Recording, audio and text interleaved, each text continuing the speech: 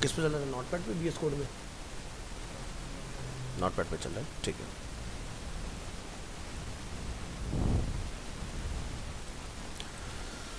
चलिए आज की डेट में बनाते हैं फोल्डर। Today is 28/10/24।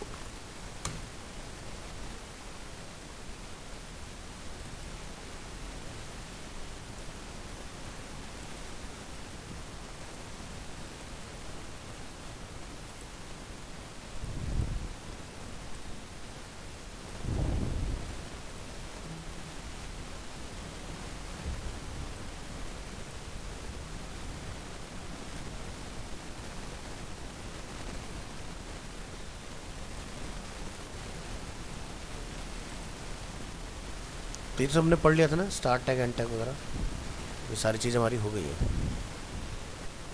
ठीक है। और एट्रीब्यूट, ये डिस्कस होता है एट्रीब्यूट्स वगैरह, ये भी हो गया था। मैंने आपको बीजी कलर और बैकग्राउंड इमेज वगैरह डाल के दिखाया था, ठीक है।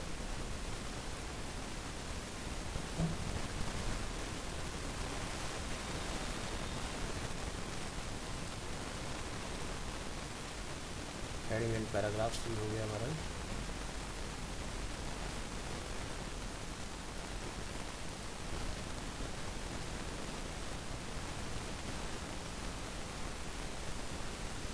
कोटेशंस भी हो गया हमारा।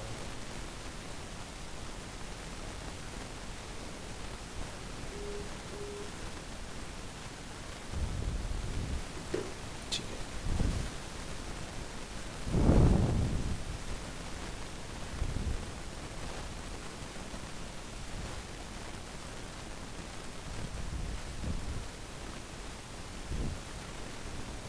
Nine to 10:30, 28।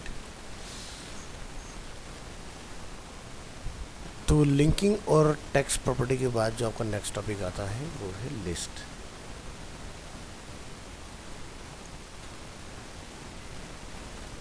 पहले तो पुराने में कोई डाउट तो नहीं है, कोई क्लियरिटी चाहिए किसी तरह की? सब क्लियर है? वीडियो वगैरह देख लिया था? लिंक नहीं है आपके पास? है ना? आपकी पहली क्लास है शायद, आपके पास कोई कंटेंट का लिंक वगैरह नहीं है? अच्छा, देख लिया आपने, ठीक है। अपनी ही प्लेलिस्ट फॉलो कीजिएगा, ठीक है। जो हमारी क्लास की है ना, वही देखिएगा। शायद शेयर किया था ना मैंने आपको लिंक, या नहीं? अच्छा, उसने दे दिया आपको, ठीक है। बस तो उसी के अंदर अपडेट होता रहेगा अपना रेगुलर कंटेंट ना, ठीक है।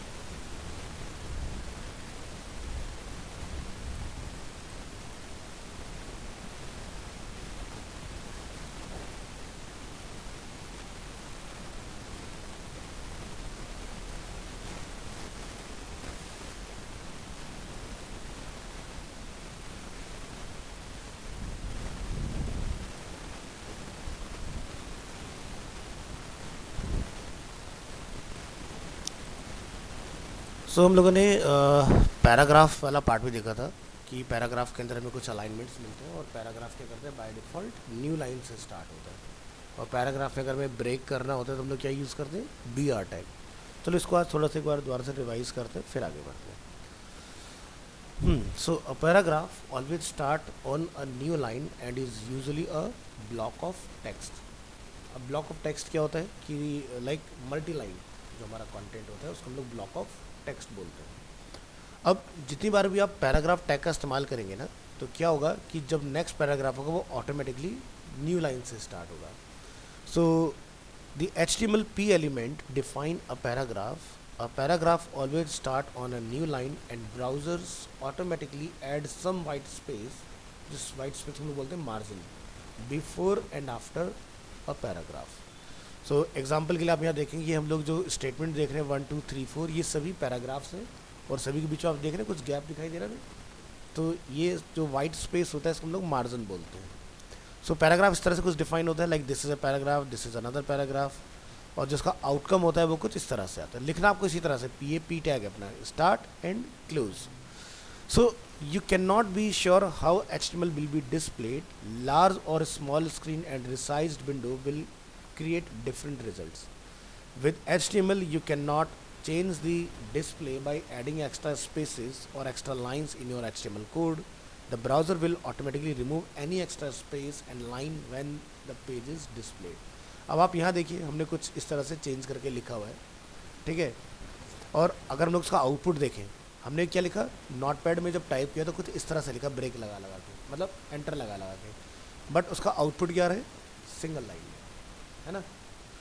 तो दूसरा हमने क्या करा, यहाँ पर लिखा दिस पैराग्राफ कंटेन्स, और यहाँ पर लिखा a lot of space in the source code but the browser space again ignores it.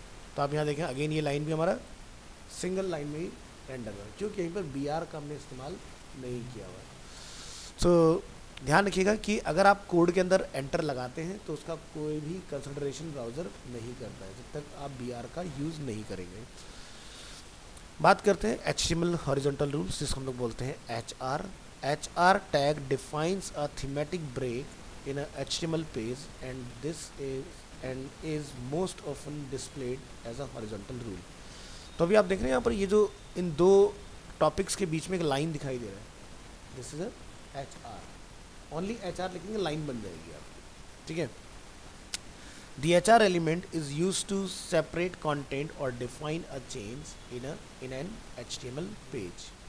So जैसे एग्जाम्पल हमने लिखा this is a heading, and यहाँ पर हमने लिखा कुछ टॉप कंटेंट बना, दिस इज सम टेक्स्ट, फिर हमने क्या लिखा, only HR। HR stand for horizontal rule.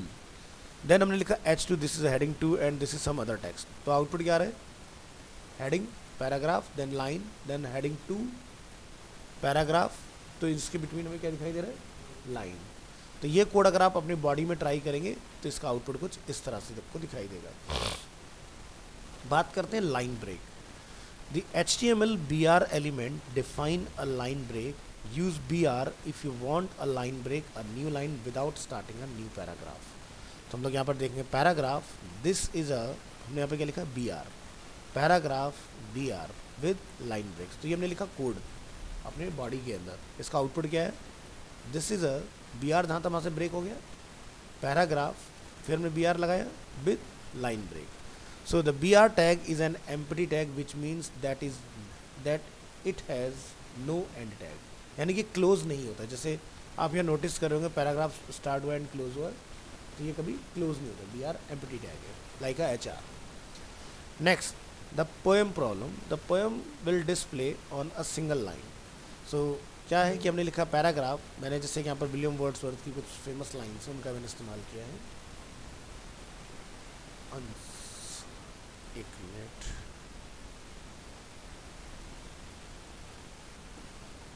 कहाँ पर है अभी,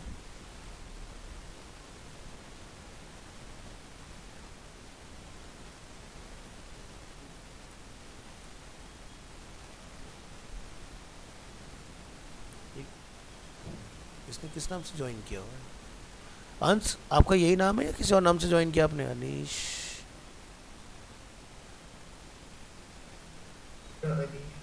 हाँ, अनीश, अच्छा अच्छा ठीक है। अनीश की एंट्री कहाँ पर है भाई?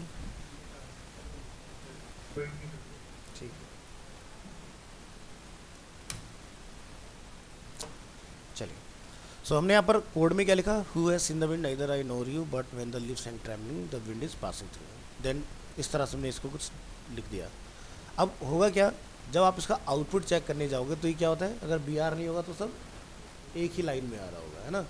तो इसका सोल्यूशन क्या है, आप यहाँ पर बार बार BR ना लगा के, क्योंकि ऐसे बहुत सारे BR हमें डालने होंगे, तो हम लोग क्या यूज़ करेंगे, प्री, ठीक है। तो आपको HTML की मैंने प्रॉपर्टी पढ़ाई थी टेक्स्ट की, जिसमें मैंने आपको प्री टैग पढ़ा था, जिसमें कैरेक्टर था जिसने हैट लगाया था और एक मैसेज था उसके हाथ में, HTML इज़ वेरी इजी, है ना। तो हमने उसी टैग का इस्तेमाल किया। हमने क्या लिखा है यहाँ पर, the HTML pre elements define pre formatted tags. The text inside a pre element is displayed a fix width font usually Courier and it preserve both space and line break. So हमने यहाँ पर pre tag में अपना ये content जो paragraph है तो उसको प्री से रिप्लेस किया है यहाँ पर, और अब आप इसका आउटपुट जो देखें बिल्कुल वैसे ही आएगा जैसा हम लोगों ने डिफाइन किया हुआ है। प्री नहीं, प्री क्या होता है, प्री फॉर्मेटेड, जैसा लिख देंगे वैसा ही आउटकम आता है, पैराग्राफ नहीं है, ठीक है। पैराग्राफ में अगर आप इस तरह से एंटर लगाते तो वो रेंडर नहीं होते, पैराग्राफ का आउटपुट ये है, बट प्री का आउटपुट क्या रहा है, जैसा लिखा हमने उसके अंदर सेम वही आउटकम हमें डिस्प्ले भी होगा। तो डिफरेंस समझ आया। तो आपको याद होगा मैंने लास्ट क्लास हमारा हुआ था तो हमने कोरियर न्यू फॉन्ट के बारे में आपको बताया था, और वो कोरियर न्यू फॉन्ट जो होता है वो ये आउटपुट देता है आपको, मतलब ये जो टैग है अपना आउटपुट ऑटोमेटिकली कोरियर न्यू में देगा। वैसे बाय डिफॉल्ट जो बॉडी का फॉन्ट होता है that is the times new Roman, ये हम लोग पढ़ चुके हैं, ये एक रिवीजन दे रहा हूँ मैं आपको थोड़ा सा। नेक्स्ट टॉपिक पर आते हैं, अब बात करेंगे HTML में स्टाइल्स की। एक तो होता है कि हमने लास्ट क्लास में सीखा था कि फॉन्ट टैग और फॉन्ट के अंदर हमने फेस, कलर, साइज, ये प्रॉपर्टी पढ़ी थी हम लोगों ने। आज की क्लास में हम लोग देखेंगे कि हम लोग स्टाइलिंग किस तरह से कर सकते हैं। HTML styles attribute is used to add style to an element such as color, font, size and more. ये हम जो पहला पैराग्राफ देख रहे हैं ये नॉर्मली हमने P में रैप किया हुआ है, I am normal. Second paragraph हमने यहाँ डिफाइन किया, लिखा हमने message I am red, but हमने क्या लिखा, style attribute equal to inverted quote, हमने यहाँ पर प्रॉपर्टी का नेम डिफाइन किया कलर, और प्रॉपर्टी की वैल्यू हमने क्या डिफाइन किया, रेड।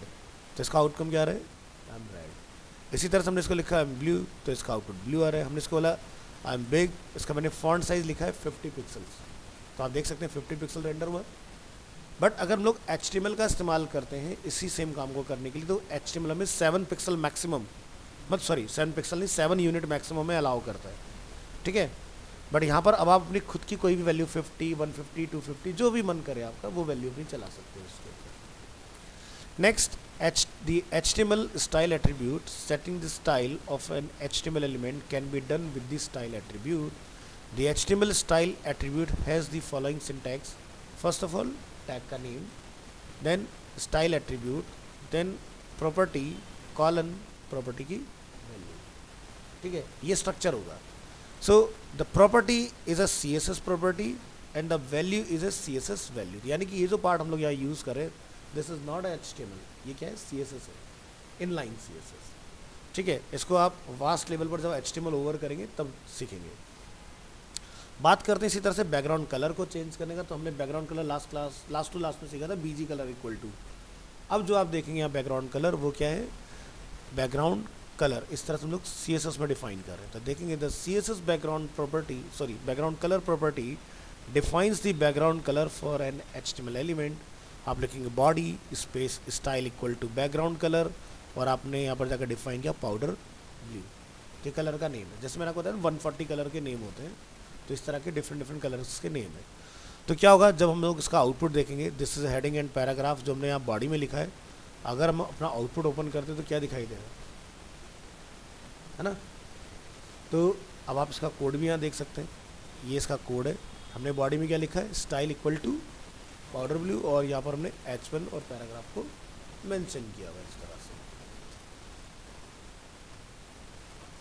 नेक्स्ट, टेक्स्ट कलर की बात करेंगे। The CSS colour property defines the text colour for an HTML element. तो कलर वाला आप ऊपर एग्जांपल देख चुके हैं ऑलरेडी, ठीक है। तो ब्लू और रेड, तो अगर हम लोग इस फाइल को ओपन करेंगे यहाँ पर, तो आप यहाँ देखेंगे यही सेम प्रॉपर्टी हमने यहाँ पर डिफाइन की है, H1 एंड पैराग्राफ, और इसका आउटपुट कुछ इस तरह से आपको मिलने वाला है। नेक्स्ट बात करते हैं फॉन्ट फैमिली। भाई हमें बाय डिफ़ॉल्ट जो टाइम्स न्यू रोमन फॉन्ट आता है उसको चेंज करना है, तो चेंज करने हमने क्या लिखा, फॉन्ट फैमिली। HTML से अगर चेंज करते हैं तो हम लोग क्या लिखते हैं, फेस। CSS से अगर चेंज करना चाहते हैं तो लिखेंगे फॉन्ट फैमिली। तो हमने लिखा था CSS font family property defines the font to be used for an HTML element. H1 में हमने जाकर डिफाइन किया style equal to font family, और फॉन्ट का नेम हमने चूज़ किया वर्धना। सेकंड हमने डिफाइन किया कोरियर। तो जब आप आउटपुट को चेक करेंगे देखिए फॉन्ट चेंज दिखाई दे रहा है, और ये इसका कोड है यहाँ पर। नेक्स्ट है फॉन्ट साइज। तो जैसे कि हम लोग यहाँ पर पिक्सल्स का यूज़ करते हैं, अब हम लोग देख रहे हैं परसेंटेज के साथ। तो the CSS font size property defines the text size for an HTML element. तो हमने क्या बोला, बॉडी का जो डिफ़ॉल्ट फॉन्ट होता है वो कितना होता है, 16 पिक्सल। तो 16 का डबल कितना हुआ, 32। 300% पे अगर आप जाओगे तो आपका ये 48 पे चला जाएगा, है ना।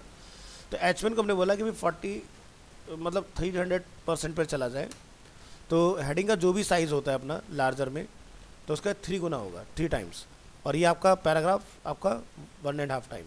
तो चलिए आप यहाँ देखेंगे, ये आपका हेडिंग है जो कि लार्जर साइज में है, और ये पैराग्राफ आपको दिखाई दे। देखो मैंने कोई जूम नहीं किया हुआ है इसको, ये मैं 100% पर दिखा रहा हूँ आपको, साइज डिफरेंट आ रहा है।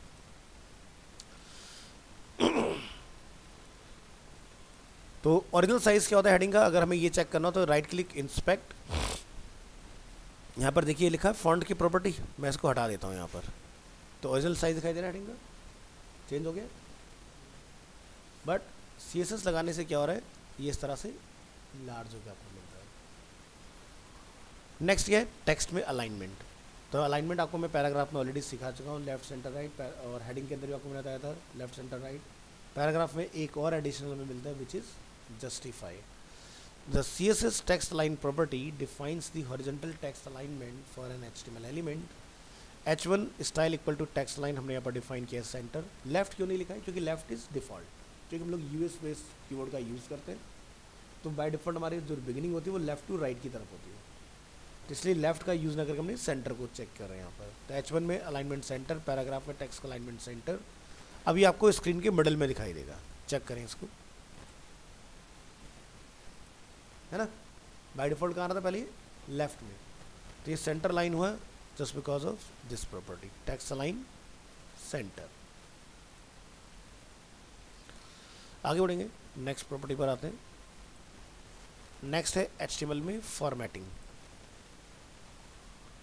ये भी हम लोग पढ़ चुके हैं, इसका आप थ्योरेटिकल एक रिवीजन देख रहे हैं वो देखिए। HTML contains several elements for defining text with a special meaning, जैसे कि B tag, this is bold, I tag, this text is italic, sub and super, this is subscript and superscript। तो यानी इसका आउटपुट कैसा आएगा, कुछ ये देखो बोल्ड आ रहा है, ये इटैलिक है, दिस इज सब तो ये नीचे हो गया, दिस इज सुपर तो ये ऊपर चला गया, है ना। सो फॉर्मेटिंग के लिए हमारे पास कौन कौन से एलिमेंट्स अवेलेबल हैं, HTML formatting elements. Formatting elements were designed to display special type of text, जैसे कि बी टैग क्या रिप्रेजेंट करता है, बोल्ड टेक्स्ट। स्ट्रॉन्ग क्या रिप्रेजेंट करता है, important. I for italic, EM for emphasized. Mark आपका मार्क्ड के लिए हम लोग यूज़ करते हैं, यानी कि हाईलाइट। स्मॉल टेक्स्ट यानी कि स्मॉलर टेक्स्ट क्रिएट करेगा। डेल मतलब डिलीटेड, इंसर्टेड, INS, सब script and SUP for superscript. ये सभी हम लोग लास्ट क्लास में पढ़ चुके हैं अपनी प्रॉपर्टीज। तो देखिए, the B and strong element, the HTML B element defines bold text without any extra importance. यानी कि B से बोल्ड तो होगा, लेकिन एल्गोरिदम जो होता है हमारा SEO का, वो उसको इम्पोर्टेंट कंसिडर नहीं करता है।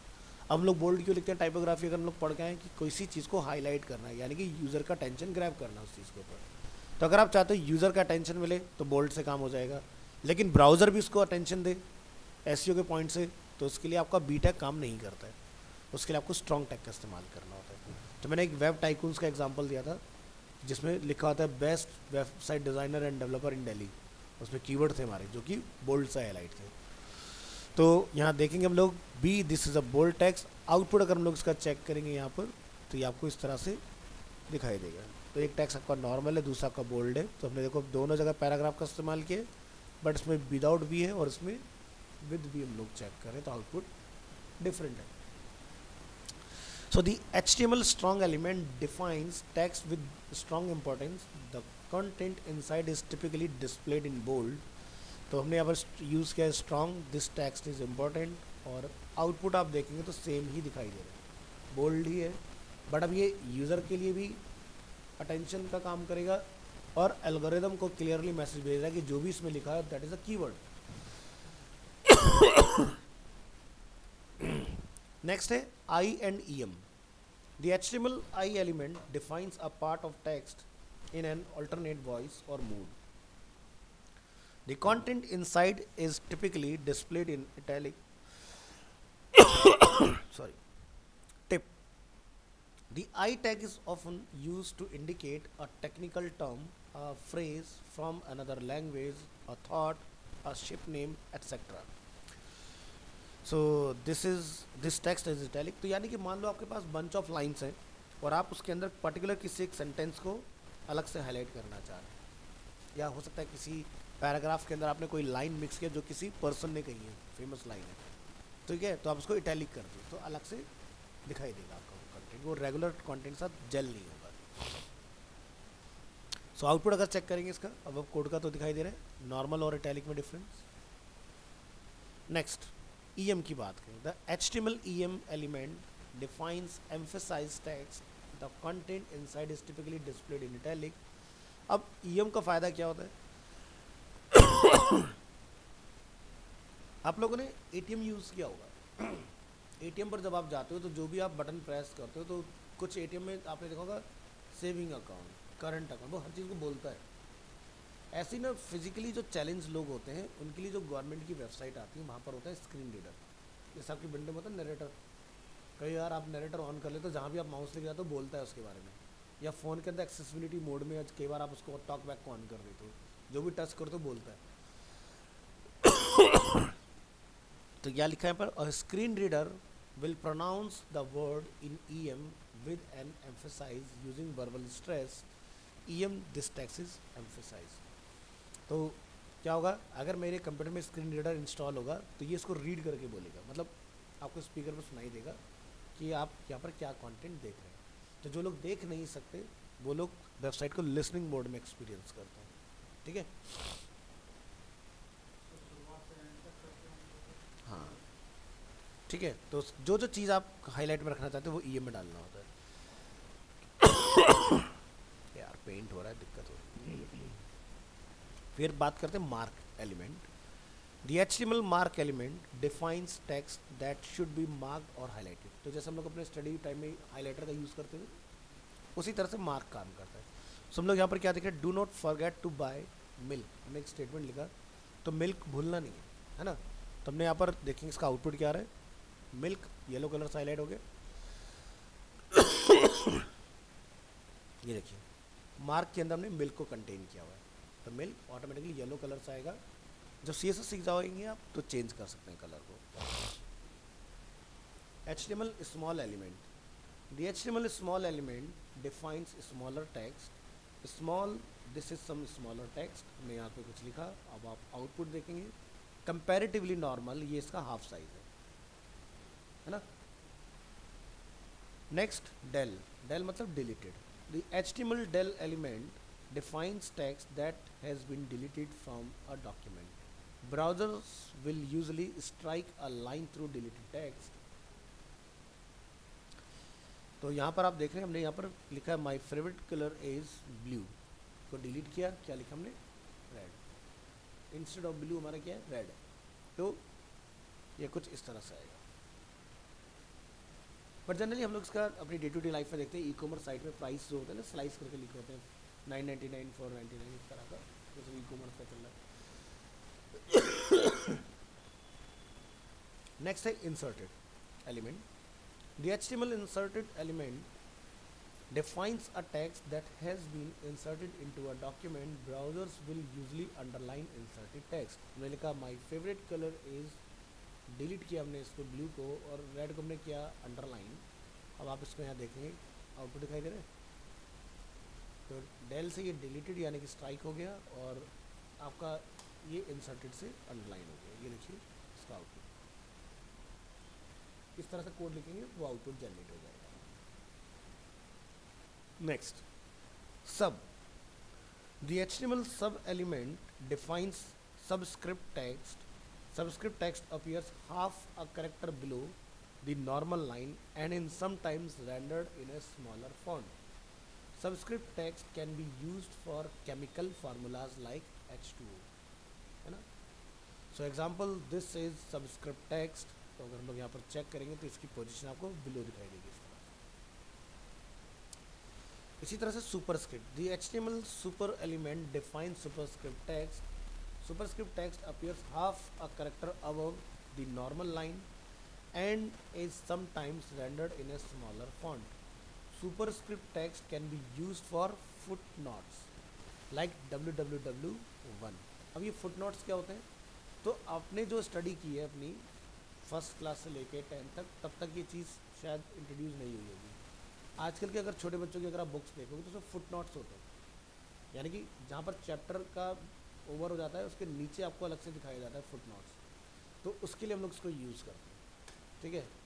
ये सारे नोट्स बना देते हैं, 1 पर क्या था मतलब, 2 का क्या मतलब था, 3 का क्या मतलब था, उस तरह से एक्सप्लेनेशन जो रहता है ये चीज़। नेक्स्ट बात करेंगे कोटेशन। तो ये भी हम लोग पढ़ चुके हैं, block code, Q, abbreviation, address, site, video, ये सब मैं पढ़ा चुका हूँ। अब उसका डिटेल में देखिए। We will go through blockquote, q जिसको बोलते हैं quote, abbreviation, address, cite and BDO, HTML elements. तो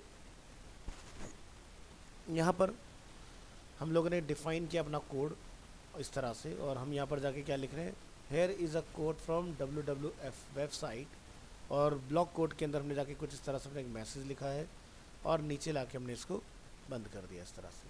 अब आउटपुट आप जब इसका चेक करेंगे तो दिखाई दे रहा है ये एक गैप क्रिएट करता है बोथ साइड से इस तरह से।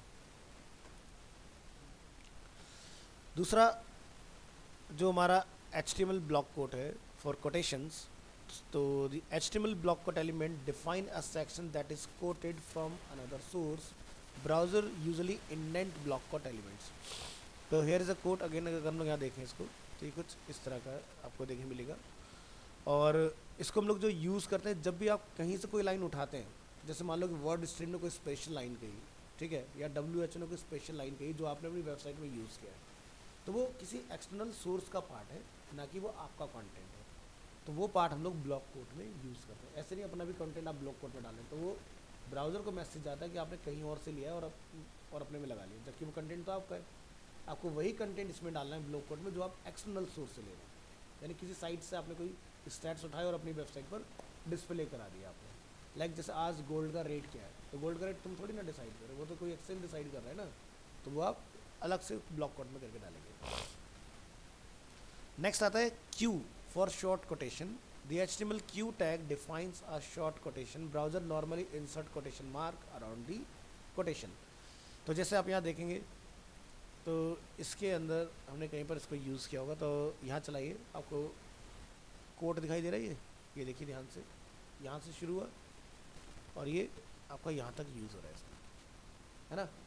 तो जैसे कि मैंने आपको पहले भी बताया था कि ये जब हम लोग ब्राउज़र में क्यू टैग का इस्तेमाल करते हैं तो ये इस तरह से प्रॉपर जो इन्वर्टेड कोड आता है उस तरह से रेंडर होता है।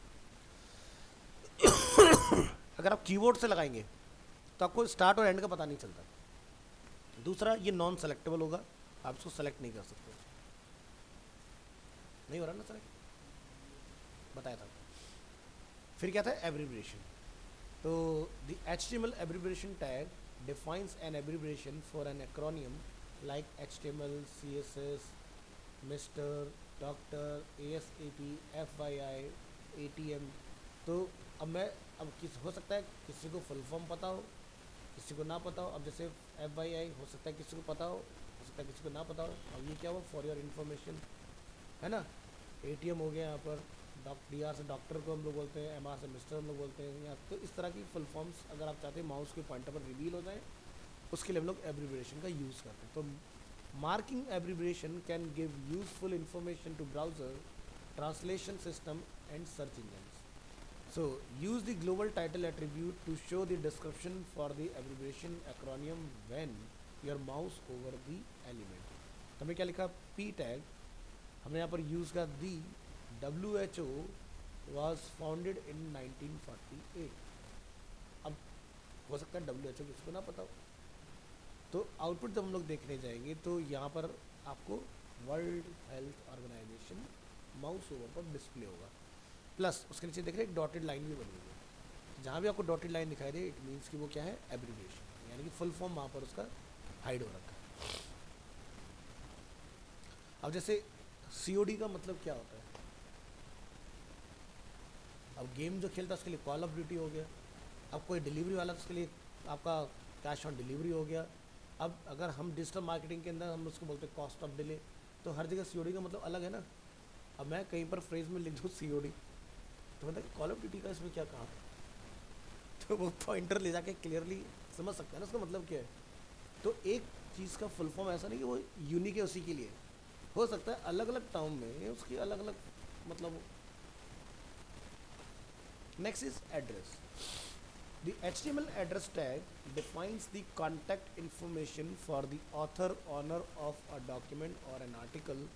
The contact information can be an email address, URL, physical address, phone number, social media handle, spelling mistake हुआ है, etc.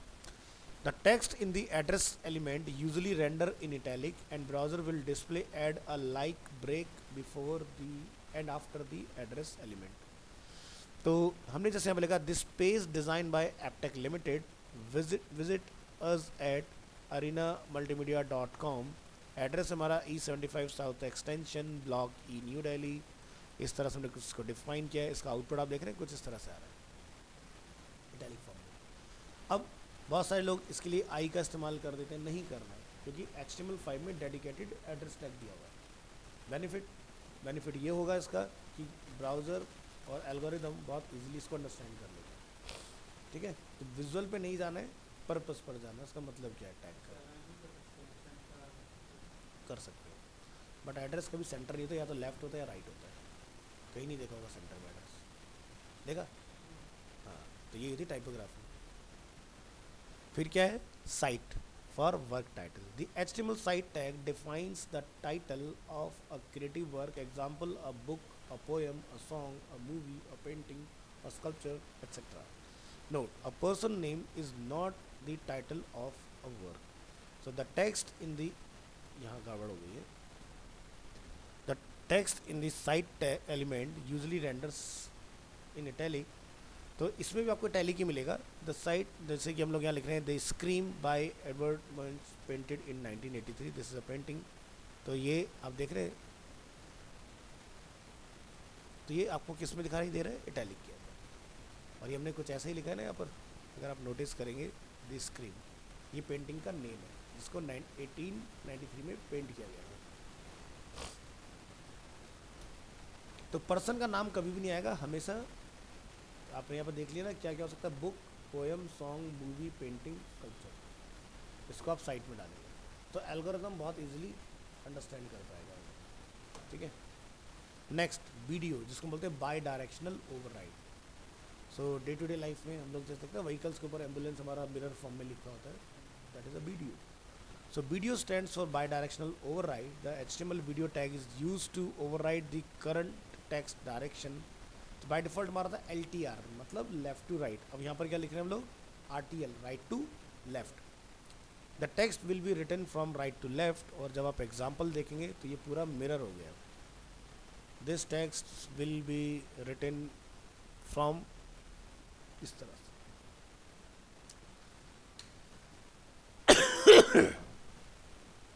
नेक्स्ट बात करते हैं कमेंट्स। अब कमेंट क्या होता है, अगर आप अपने डॉक्यूमेंट में कोई चीज़ एक्सप्लेन करना चाहते हैं लेकिन चाहते हैं कि ब्राउज़र में ना दिखाई दे, तो हम लोग उसको कमेंट करते हैं कोड के अंदर। तो कमेंट के बेनिफिट्स क्या होते हैं वो आप यहाँ समझेंगे। HTML comments are not displayed in the browser but they can help document your HTML source code. HTML comments tag, you can add comments to your HTML source by using the following syntax. यानी कि आपने इस तरह से beginning करना है और ending करना है, इन बिटवीन जो भी आप लिखेंगे वो ब्राउज़र में डिस्प्ले नहीं होगा।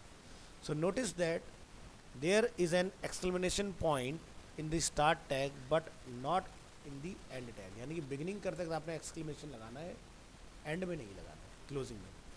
सो note, comments are not displayed in the browser but they can help document your HTML source code. अगर मैं Ctrl+U यहाँ प्रेस करूँगा तो आप देखेंगे यहाँ पर अगर मैं कोई चीज़ कमेंट में डाल रहा हूँ ना, हाँ मैंने फाइल बनाई अलग से, ठीक है। तो चलिए हम लोग यहाँ देखें add comments. With comments you can place notification and reminder in your HTML code. जैसे कि दिस इज़ अ कमेंट, यहाँ पर हमने एक मैसेज लिखा दिस इज़ अ पैराग्राफ, और हमने यहाँ पर क्लोज किया remember to add more information here for example. अब आप देखो आउटपुट में एक ही लाइन आ रहा है, बट अगर मैं कोड में जाके देखता हूँ तो मुझे यहाँ पर ग्रीन कलर से कमेंट अलग दिखाई दे रहा है ना। तो कमेंट एक्सप्लेन करने के लिए हो सकता है। कमेंट जब लोग टीम वर्क में काम करते हैं, मान लो कि मैं लीव पर हूँ, तो सामने वाला बंदा अगर मेरे कोड को देखे तो समझ जाए कि मैंने किस लिए उसको डिफाइन किया है। या अगर उस प्रोजेक्ट पे आपने ही काम करना है बहुत लंबे टाइम तक, तो आप अपने कंटेंट को वेल स्ट्रक्चर करके लिखो, सो दैट कि 10 साल बाद भी अगर आपके पास काम आ जाए फिर से, तो आप कोड देखते पहचान जाओ कि मैंने क्यों बनाया था।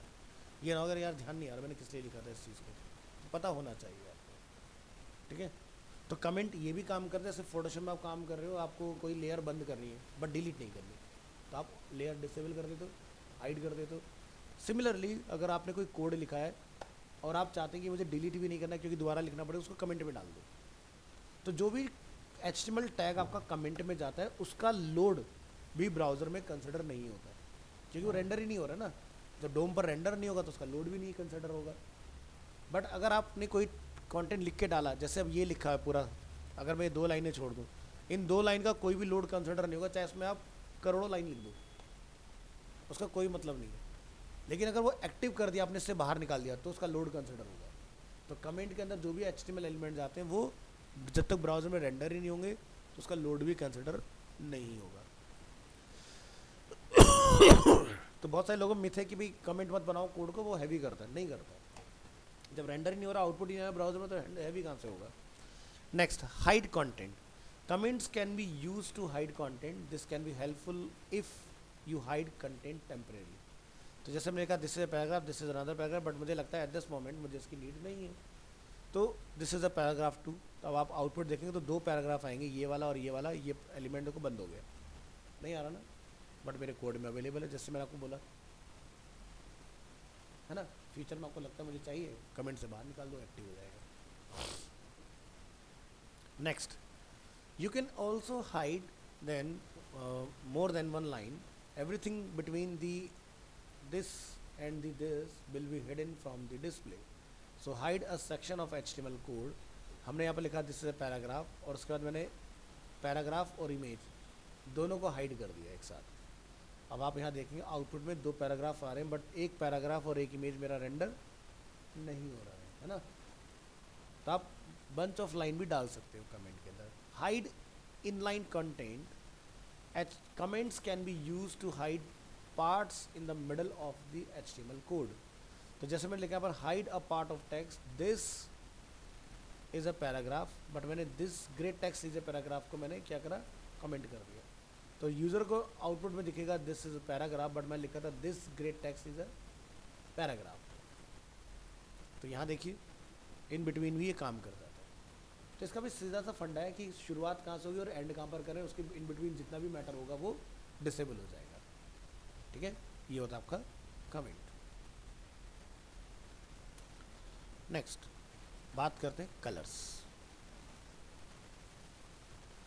सो HTML colours are specified with pre defined colour name और with RGB, hex, HSL, RGBA और HSLA वैल्यूज। अब आपने RGB सुन रखा है, हेक्स भी सुन रखा है, हम लोग यूज़ कर चुके हैं, बट HSL शायद यूज़ किया हो या ना किया हो।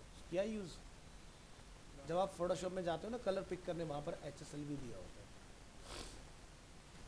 फिर क्या है RGBA और HSLA, A stand for alpha, इसकी हम लोग बात करते हैं। सो कलर नेम की अगर बात की जाए, in HTML a colour can be specified by using a predefined colour name, जैसे tomato, orange, dots blue, medium sea green, grey, slate blue, violet, light grey. तो ये उनके आउटपुट और उसका नेम कि किस कलर नेम से क्या आउटपुट जनरेट हो रहा है। सो HTML support 140 standard colour names. ठीक है, तो ये देखो मैंने उन सभी का आउटपुट आपको एक अलग फाइल में दिखाया हुआ है, किस तरह से स्टाइल में, बैकग्राउंड कलर में मैंने उन सभी को इस्तेमाल किया। नेक्स्ट, बैकग्राउंड कलर की बात की जाए, you can set the background colour for HTML elements. तो हम लोग यहाँ पर देख रहे हैं हमारा बैकग्राउंड कलर पैराग्राफ में और हेडिंग में चेंज किया हमने। तो आप यहाँ देखें H1 में स्टाइल बैकग्राउंड कलर और पैराग्राफ में बैकग्राउंड कलर। तो ये आपका इसका आउटपुट इस तरह से। बात करते हैं text colour, you can set the colour of text. तो ये भी आप सीख चुके हो कि कलर का नेम आप यहाँ पर डिफाइन करेंगे और आपका कलर जो है वो वर्क करेगा। इसी तरह से आप बॉर्डर कलर भी डिफाइन कर सकते हैं।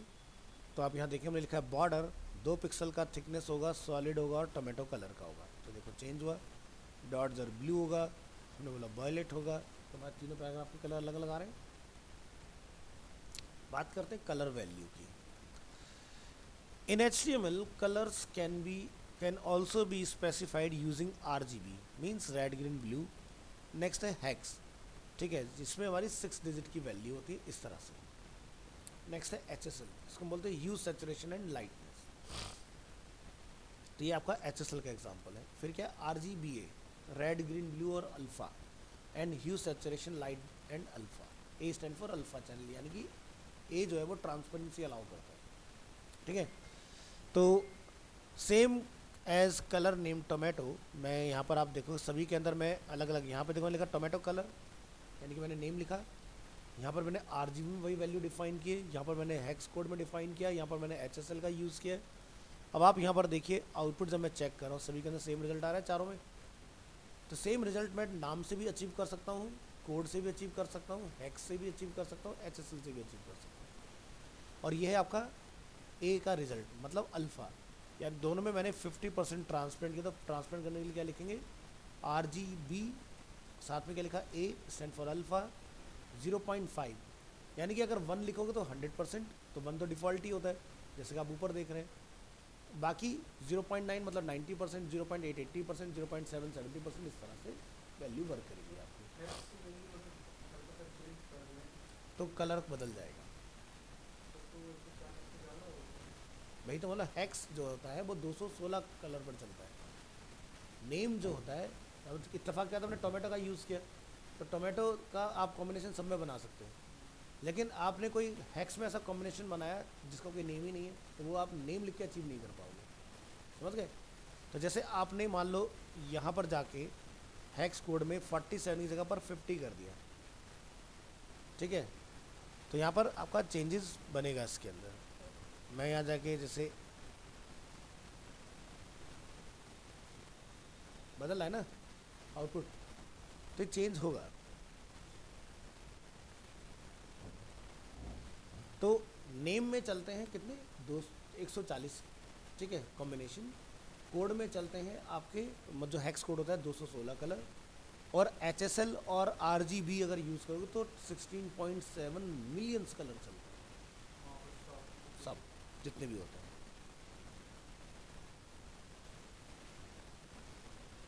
नेक्स्ट कलर के बाद हम लोग आगे आते हैं HTML CSS। अभी HTML के अंदर देख रहे हो, मेन CSS अभी बहुत दूर है। सो HTML style CSS stand for cascading style sheets, it's a full form of CSS।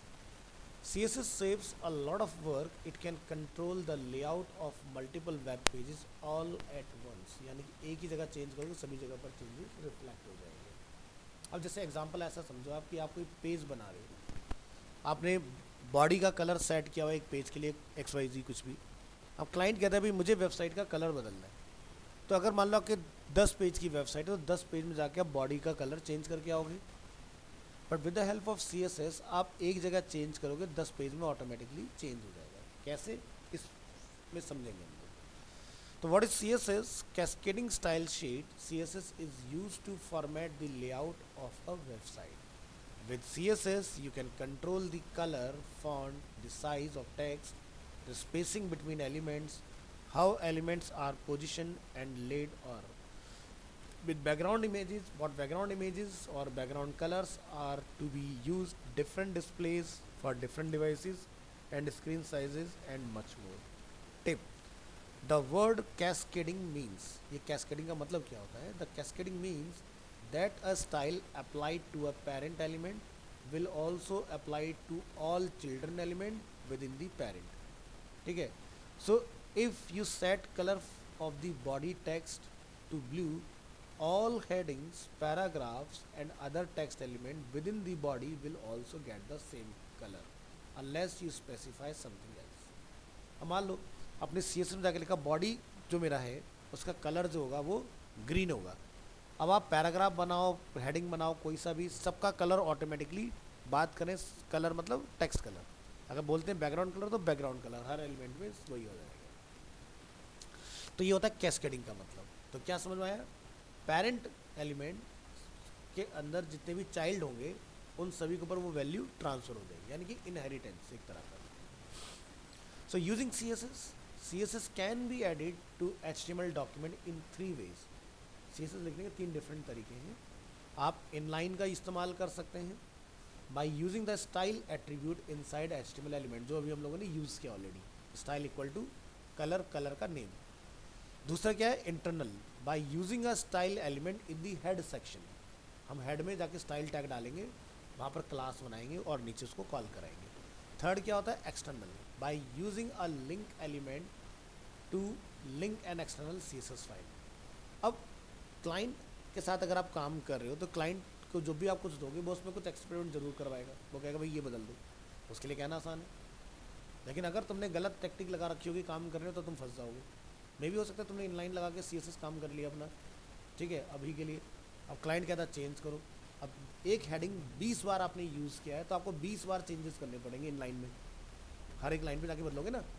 But अगर आपने इंटरनल यूज़ किया होगा तो आप एक डॉक्यूमेंट को एक ही जगह से चेंज कर लोगे। अब जब कोई वेबसाइट बनाओगे तो हेडिंग ऐसा नहीं कि पहले पेज पर अलग तरीके से अलग फॉन्ट होगा, अलग साइज़ होगा, दूसरे पेज पर अलग फॉन्ट होगा, क्योंकि हम लोग सिमेट्री में डिज़ाइन करते हैं ना। तो क्लाइंट तो ये चाहेगा ना कि आप जो भी चेंज करें वो पूरी वेबसाइट में एक साथ चेंजेस आ जाए।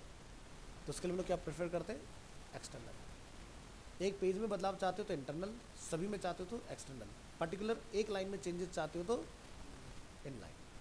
क्लियर है? अब जरा इनका वन बाय वन एग्जाम्पल देखो। An inline style may be use to apply a unique style for a single element, यानी कि एक ही एलिमेंट पर चलेगा। To use inline style, add the style attribute to the relevant element. The style attribute can contain any CSS property. Example, inline style are defined within the style attribute of the relevant element. तो जैसे कि आप यहाँ देख रहे हैं, हम लोग ऐसे लिखते हैं ना डॉक टाइप, इसमें एक्सक्लेमेशन मिसिंग है।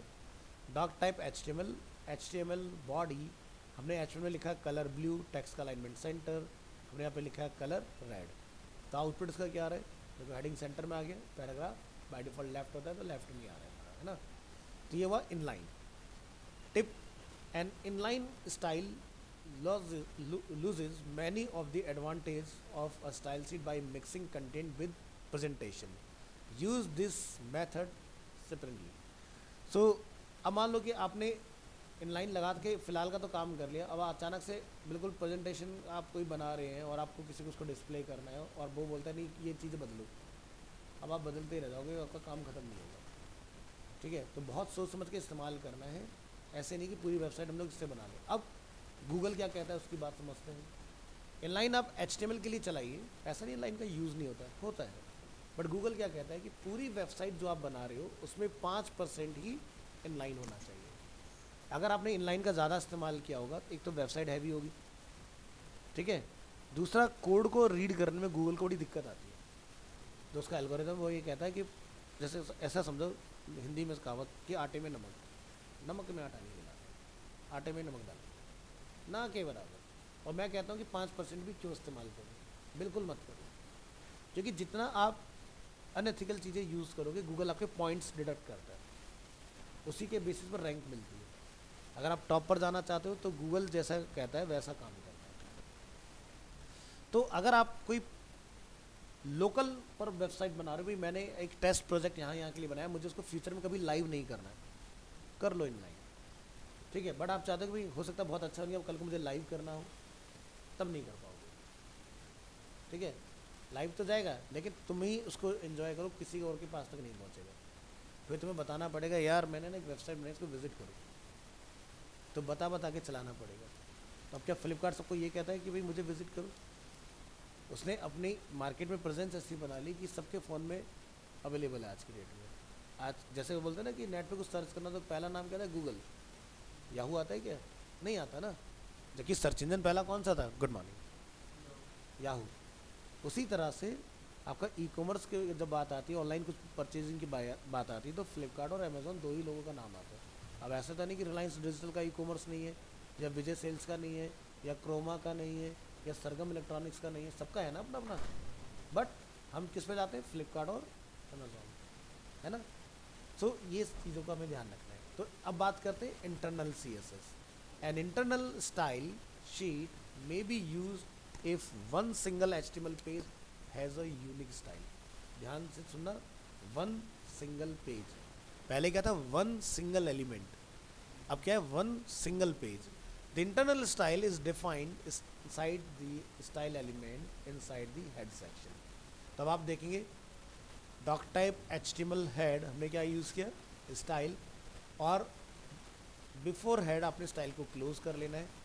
हमने यहाँ पर एलिमेंट का जिक्र किया, बॉडी, बॉडी इज एलिमेंट, ये हम लोग सीख चुके हैं. एलिमेंट बोलो, टैग बोलो, मार्कअप बोलो, दिस इज योर चॉइस, क्या कहना चाहते हैं. बॉडी इज एलिमेंट, हमने बॉडी को क्या बोला कि भाई हमारा लिनन कलर होना चाहिए बैकग्राउंड में. HTML को हमने बोला कलर मरून होना चाहिए और मार्जिन जो है लेफ्ट से 40 पिक्सल का होना चाहिए. ठीक है. So internal style are defined within the style element inside the head section of an HTML page. ये है हमारा कोड और ये है इसका आउटपुट. तो बैकग्राउंड का कलर आ गया लिनन, हमने हेडिंग का कलर क्या बोला था मरून, लेफ्ट से कितना गैप बोला था 40 पिक्सल, काम कर गया. अब इसका मतलब क्या हुआ, आप जितनी बार भी H1 टैग लिखोगे उतनी बार उसका कलर मरून होता रहेगा ऑटोमेटिक, और मार्जिन लेफ्ट से 40 पिक्सल ऑटोमेटिक ऐड होता रहेगा. ट्राई करके देखेंगे. तो हमने यहाँ से इस URL को किया कॉपी, नोटपैड पर आएंगे, यहाँ पर इसको ओपन कर लेंगे. हम फिर से इस प्रोसेस को रिपीट करेंगे. किया, Ctrl+S करेंगे, ब्राउज़र में आएंगे, रीलोड करेंगे. क्या दिखाई दे रहा है, सेम ही चीज़ आ रही ना. अब क्लाइंट कल को कहता है भाई हेडिंग का कलर बदलो, ठीक है, हमने क्या लिखा ग्रीन, बट स्मॉल में लिखना है. कैप्स भी चल जाता है बट स्मॉल. क्या दिख रहा है, एक साथ दोनों हेडिंग में चेंजेस रिफ्लेक्ट हो रहे हैं हमारे, है ना. तो ये प्रोसेस यूज होता है.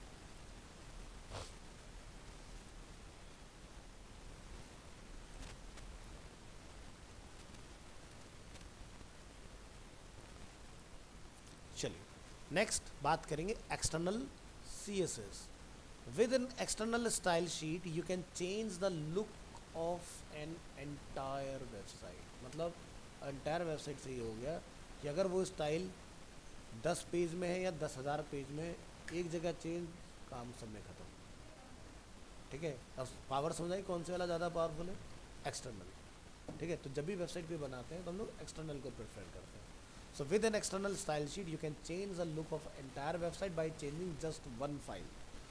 Each HTML page must include a reference to the external style sheet file inside the link element inside the head section.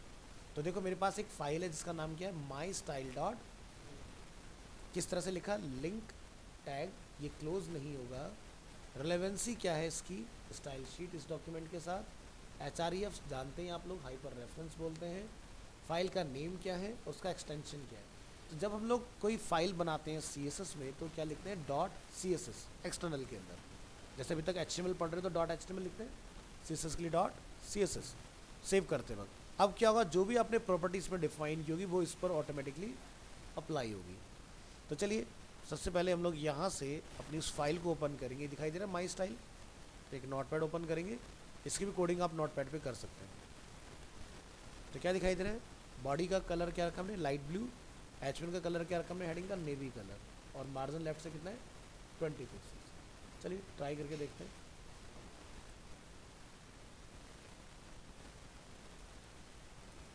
काम कर रहे हैं. Ctrl+U करके देखिए, क्या यहाँ पर कहीं CSS है, कोई CSS का है इस URL में. ठीक है. तो आप यहाँ क्लिक करेंगे, देखो ये कोड इसका यहाँ लिखा हुआ है. तो जनरली जितनी वेबसाइट बनती है वो अपना CSS बाहर रखती है एक्सटर्नल, क्योंकि भाई एक वेबसाइट में एक पेज तो होगा नहीं. सो वेबसाइट क्या है, website is a collection of web pages. Web page क्या है, web page is a collection of text, image, video, audio, जो भी लोग यूज़ करते हैं उन सब चीज़ों का.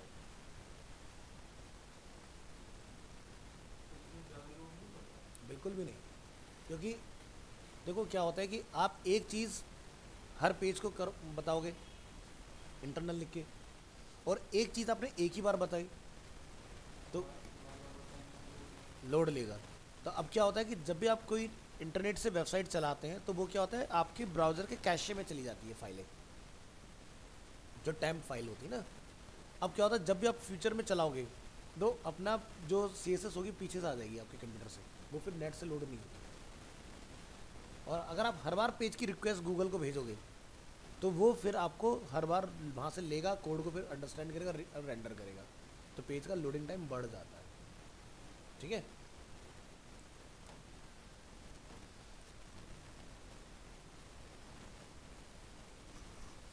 So an external style sheet can be written in any text editor and must be saved with a .css extension. The external .css file should not contain any HTML tag. मतलब आपने अगर inline internal वाला जब आपने देखा तो क्या था यहाँ पर टैग स्टाइल। जब हम लोग एक्सटर्नल कोड करते हैं तो आप देखेंगे माई स्टाइल .css में कोई भी स्टाइल टैग नहीं है। आपको सीधे अपने एलिमेंट का नेम बताना है और आपका काम हो जाएगा। तो here is how the my style .css file looks. Note, do not add a space between the property value. जैसे कि हमने लिखा 20 पिक्सल, तो ये विदाउट स्पेस आएगा। अगर आपने ऐसे लिखा तो ये वर्क नहीं करेगा, ये इनकरेक्ट स्पेस है और ये करेक्ट स्पेस है, यानी कि इस तरह से लिखेंगे तो काम करेगा। ठीक है।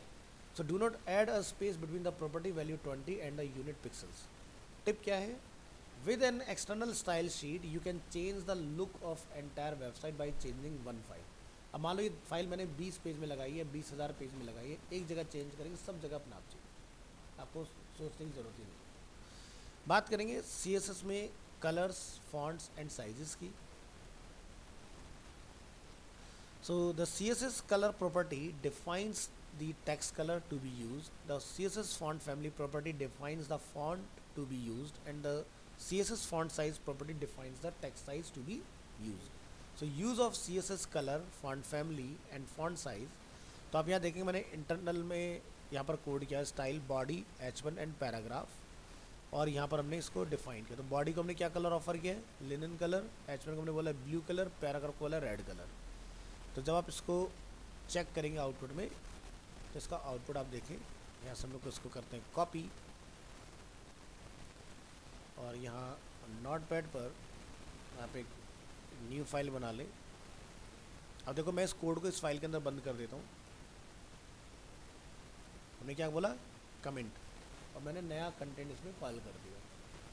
सेव करेंगे फाइल को, और अगर आप अपना ऊपर वाला एग्जाम्पल यहाँ पर रन करते हैं तो देखो काम करके चीज़ें। तो नहीं शायद ये वाली फाइल नहीं थी, एक मिनट और पुरानी फाइल थी,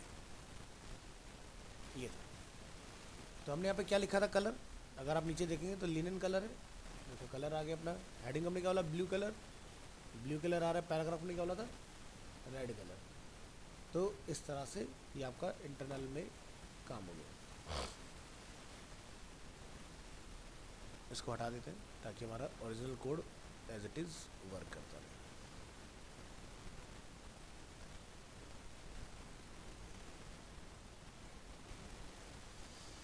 इसी तरह से CSS border. The CSS border property defines a border around an element. Tip, you can define a border for nearly all HTML element. तो हमने यहाँ पर क्या लिखा? बॉडी में again background colour H1, paragraph, इस तरह से हमारा चीज़ें लिखी है। हमने पैराग्राफ के बोला कि बॉर्डर डाल दो 2 पिक्सल का और पाउडर ब्लू कलर होना चाहिए। ठीक है। तो आपका इसका आउटपुट आ जाएगा। कॉपी करो कोड और नोटपैड पे चेक करके देखो। demo.html, हम यहाँ से इसको सेव कर लेते हैं फाइल को, और आप यहाँ पर जाके इस demo.html चलाइए तो दिखाई दे रहा है पैराग्राफ के अराउंड बॉर्डर। इसी तरह से हम लोग क्या देख रहे हैं? पैडिंग। तो पैडिंग का अगर आप गैप देखना चाहते हैं तो ये किस तरह से काम करता है, हम लोग पैडिंग के कोड को यहाँ पर कॉल करेंगे, ब्राउज़र में जाएंगे, रीलोड करेंगे तो दिखाई दे रहा है। अब बॉर्डर और पैराग्राफ का जो कंटेंट है उसमें गैप दिखाई दे रहा है। तो यानी कि हमने पैराग्राफ में पैडिंग ऐड किया हुआ है। पैडिंग कितना है? 50। तो देखो दो चीज़ होती है, one is padding and other is margin. Padding काम करता है किसी भी एलिमेंट के अंदर, और मार्जिन काम करता है एलिमेंट के अराउंड, मतलब बाहर। ठीक है। तो आप देख रहे हो हमने बॉर्डर किसको दिया था? पैराग्राफ को। तो बॉर्डर के अंदर अंदर पैडिंग आ रहा है ना, उस बॉर्डर के बाहर तो नहीं है, अंदर इफेक्ट आया ना उस चीज़ का, ये चीज़। नेक्स्ट बात करते हैं मार्जिन की। तब देखो मैंने पैडिंग भी रखा है और मार्जिन भी रखा हुआ मैंने आपकी बार। और अब जब आप इस कोड को यहाँ पर रन करेंगे और यहाँ पर रिलोड करेंगे तो क्या दिखाई देता है, अब क्या गैप अंदर भी और अराउंड भी है, ये देखो बाहर।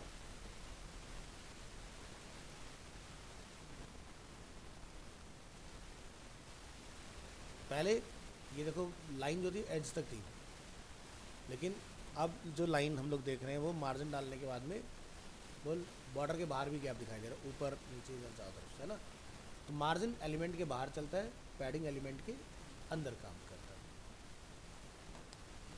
Next, link to external CSS। External style sheet can be referenced with a full URL और with a path relative to the current web page.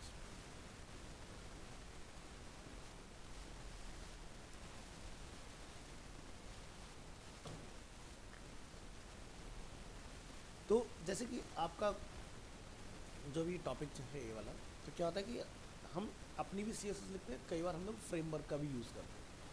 जैसे HTML CSS जावास्क्रिप्ट सीखने के बाद में एक फ्रेमवर्क आता है which is called bootstrap. Bootstrap क्या काम करता है, रिस्पॉन्सिव वेबसाइट बनाने के लिए हेल्पफुल होता है। ठीक है, अब रिस्पॉन्सिव क्या होता है, जैसे एग्जांपल के तौर पर हम एक वेबसाइट चलाते हैं यहाँ पर, और इस वेबसाइट में हम यहाँ पर क्या करते हैं, एंटर। अब ये वेबसाइट अभी आप देखो डेस्कटॉप पर खुल रहा है ना। अब अगर मैं यहाँ से मोबाइल मोड एक्टिवेट कर देता हूँ तो देखो मोबाइल के हिसाब से चेंज हो गया पूरा डिज़ाइन, है ना। नेविगेशन वगैरह सब देखो यहाँ पर आ गया इधर। और अगर मैं टैबलेट चूज़ करता हूँ तो ये टैबलेट के हिसाब से चेंज हो जाता है डिज़ाइन, ठीक है। और अगर मैं टैबलेट को रोटेट कर देता हूँ तो ये चेंज हो गया डिज़ाइन। तो ये कैसे पॉसिबल होता है, ये बूटस्ट्रैप से पॉसिबल होता है। तो मैंने इस एग्जांपल में इसका ही यूज़ किया है बूटस्ट्रैप का। तो आप यहाँ देखेंगे कि एक तरीका ये है कि हम अपनी खुद की फाइल अटैच कर लें mystyle.css। एक तरीका ये है कि जब आप प्रो हो जाते हो आगे जाके, तब आप इस तरह से बने बनाए रेडीमेड पाथ का भी इस्तेमाल कर सकते हो। तो हमने क्या लिखा, लिंक href में एक लाइव पाथ डाला है जिस पर लिखा है HTTPS करके। और जब आप इसका आउटपुट चेक करने जाएंगे तो उसको ज़रा देखिए, कोड को हमने किया कॉपी, यहाँ पर करेंगे पेस्ट, और मैं फ़िलहाल इस लिंक टैग को हटा देता हूँ यहाँ से। ध्यान दीजिएगा आउटपुट क्या आएगा। डेमो फाइल को ब्राउज़र में करेंगे ओपन, तो देखो यही होता है ना डिफ़ॉल्ट HTML का आउटपुट, टाइम्स न्यू रोमन। अब जैसे ही आप ये वाली लाइन ऐड करेंगे इसके अंदर लिंक, ठीक है, तो आपकी टाइपोग्राफी जो बदल जाएगी। देखो चेंज होगी ना टाइपोग्राफी अपने आप, क्योंकि हमने ये पढ़ा भाई बाय डिफ़ॉल्ट जो ब्राउज़र का फॉन्ट होता है that is a times new Roman, और वो क्या होता है, सेरिफ फॉन्ट होता है। और वेबसाइट बनाने के लिए हमें सेंस सेरिफ फॉन्ट्स की रिक्वायरमेंट होती है। तो ये देखो सेंस सेरिफ फॉन्ट है, इसमें कोई भी टेल और कर्व आपको नहीं दिखाई देगा, रेगुलर फॉन्ट होगा, है ना। तो ये है जो नॉर्मली वेबसाइट्स के अंदर फॉन्ट्स इस्तेमाल होते हैं। अब ये मैंने एक एग्जांपल आपको दिखाया कि इस तरह के हम लोग लाइव पाथ का भी इस्तेमाल कर सकते हैं, ठीक है। अपना तो लगा ही सकते हैं, लाइव पाथ का भी इस्तेमाल किया सकते हैं। अब इसके पीछे देखो कोड कितना बड़ा है जो हमने इस्तेमाल किया है,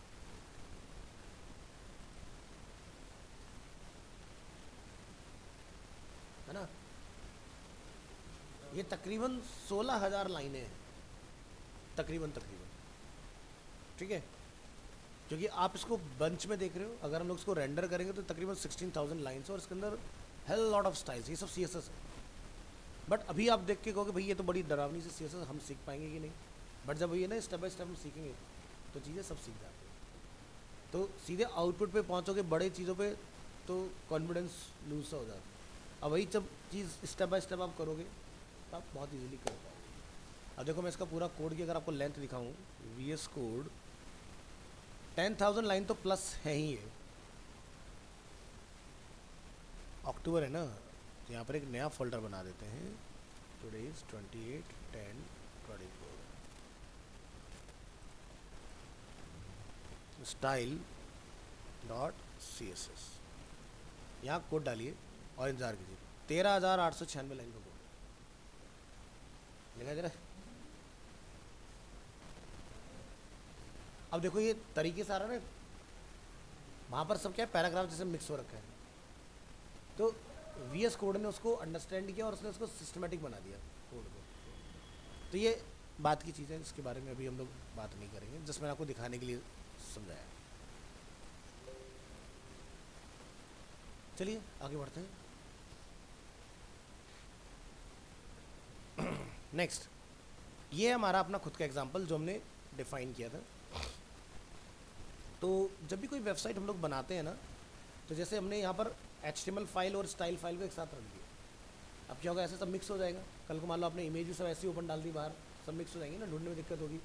सो तरीके से क्या होता है कि डायरेक्टरी बनानी चाहिए। जैसे मैंने CSS के अंदर क्या रखा है, माई स्टाइल, और इमेजेस के अंदर मैंने इमेजेस को रखा हुआ है इस तरह से। होल्ड कीजिएगा इसे।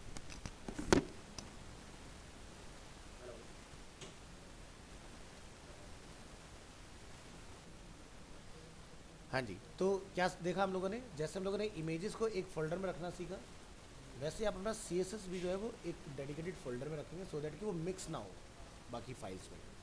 तो क्या लिखा हमने यहाँ पर, CSS / यानी कि CSS हो गया फोल्डर यानी कि पाथ, और उसके अंदर फाइल का नेम क्या है, माई स्टाइल, और उसका एक्सटेंशन .css। तो हम इस कोड को अगर यहाँ पर ट्राई करें और ब्राउज़र में अगर जाके इसको हम लोग रेंडर करते हैं यहाँ पर, तो कुछ इस तरह से आपको रिजल्ट आएगा इसका। तो यही हमने डिफाइन किया है इसके अंदर। अगर आप यहाँ जाएंगे तो देखिए ये लिखा था लाइट ब्लू और नेवी कलर हमारा हेडिंग का, मार्जिन लेफ्ट से इतना आता है, तो वही सेम आपको आउटपुट यहाँ दिखाई दे रहा है। इसी तरह से आप चाहें तो इस तरह से भी लिख सकते हैं। तो this example links a style sheet located in the CSS folder on the current website, and this example links to a style sheet located in the same folder as the current page. तो जहाँ page है वहीं CSS है। दूसरा वाला क्या है, ये वाला जो मेथड में यूज़ किया पूरी वेबसाइट के लिए यूज़ किया, क्योंकि अगर एक पेज होगा एक CSS होगा चलेगा, ढूंढ लोगे इजीली। अब वेबसाइट जब बनाओगे तो उसमें बहुत सारे नंबर ऑफ पेजेस होते हैं, फिर तो ढूंढते रहते होगा ना कहाँ की फाइल हमारी। अब जिसने बनाया होगा उसको तो पता होगा, वो टाइप करेगा माई स्टाइल, तुरंत मिल जाएगा उसको। अब तुम्हें तो पता ही नहीं ना स्टाइल का नाम क्या है, तो तुम्हें दिक्कत आएगी। तो इसलिए डेडिकेटेड फोल्डर होना चाहिए इस चीज़ के। तो ये आपका टॉपिक था। और नेक्स्ट हमारे पास लिंक्स, ये वाला टॉपिक हम लोग नेक्स्ट क्लास में देखेंगे, या वैसे आज की क्लास में लोग देख सकते हैं, ये भी हम लोग ऑलरेडी पढ़ चुके हैं। So links are found in nearly all web pages. Links allow user to click their way from page to page. जब आप एक वेबसाइट ओपन करते हैं, जैसे फ्लिपकार्ट आपने क्लिक किया, अप्लाइंसेस में क्लिक किया, तो लार्ज अप्लाइंसेस, उसमें रेफ्रिजरेटर, टेलीविज़न, जो भी आपने लेना हो वो आप वहाँ से स्विच करते चले जाते हो। सो HTML लिंक्स को हम लोग बोलते हैं technically hyper links. HTML links are hyperlinks. You can click on a link and jump to another document or page. When you move the mouse over a link, the mouse arrow will turn into a little hand. तो जैसे अभी आप देख रहे हो यहाँ पर cursor में बन गया, यहाँ पर डिफ़ॉल्ट में आ गया, नीचे आओगे यहाँ पर अगर हमने कोई लिंक बनाया होगा इस फाइल के अंदर, तो देखो हैंड का सिंबल आ रहा है। तो जब भी ए टैग का इस्तेमाल होगा तो ये इस तरह से सिंबल आपका बन के आता है। तो note, a link does not have to be text. A link can be an image or any other HTML element. यानी कि ज़रूरी नहीं कि आप टेक्स्ट को ही लिंक बना सकते हो, हेडिंग को भी लिंक बना सकते हो, इमेज को भी लिंक बना सकते हो, किसी को भी लिंक बना सकते हो। चॉइस इज योर कि ए टैग के अंदर आपने कौन सा टैग डालना है। ठीक है। सो HTML लिंक सिंटैक्स क्या रहता है, the HTML A tag defines a hyper link. It has the following syntax. A मतलब anchor, href means hyper reference, यहाँ पर आएगा आपका URL, यहाँ पर आपका लिखा जाएगा मैसेज जिसके बेसिस पर यूज़र देख के रीड करके उसको क्लिक करेगा। लाइक टी शर्ट उसको बाय करना, तो यहाँ पर टी शर्ट लिख दिया आपने। ठीक है, उस तरह से। The most important attribute of the A element is the href attribute. कुछ हो या ना हो, बट ये तो चाहिए ही चाहिए href, which indicates the link destination, कि after clicking on the link आपको वो कहाँ लेके जाएगा, है ना। So the link text is a part that will be visible to the reader. ये लिंक टेक्स्ट होता है, ये यूज़र को दिखता है। ठीक है, जैसे हमें नीचे यहाँ दिखाई दे रहा है विजिट गूगल, तो हमें पता है क्लिक पर गूगल खुलेगा, है ना, वो चीज़।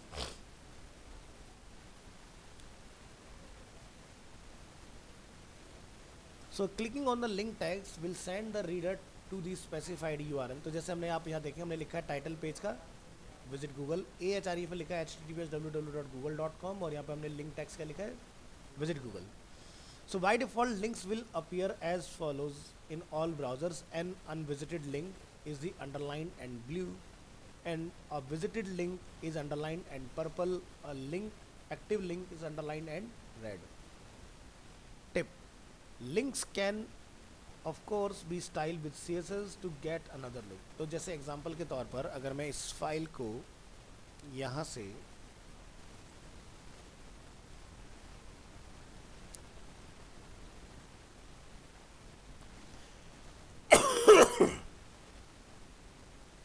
डेमो पर ले आता हूँ और मैं यहाँ से अपनी इस लाइन को कॉपी करता हूँ और यहाँ पर कॉल कर लेता हूँ।